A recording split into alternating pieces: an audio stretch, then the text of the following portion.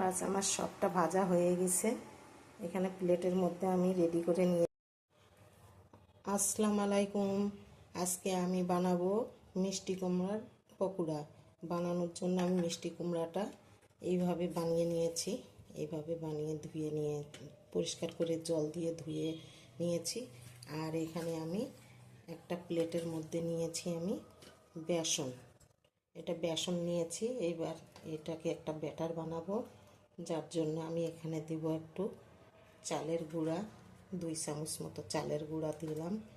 তার মধ্যে দিব আমি লঙ্কার গুঁড়া, হলুদ গুঁড়া, এখানে মশলা গুঁড়া বাড়িতে ধনা মহরি ভেজে গুঁড়া করছিলাম।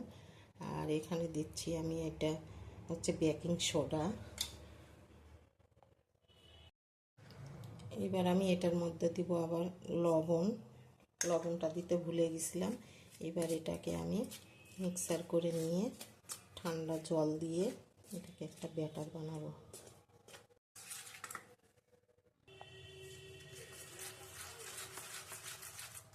যে ব্যাটারটা আমার রেডি হয়ে গেছে, যে এইভাবে করতে হবে এটা বেশ। এবার আমি ছাড়বো এটাকে,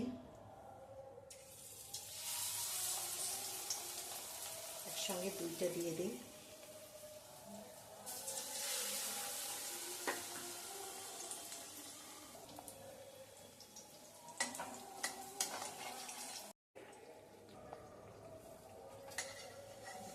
হয়ে গেছে।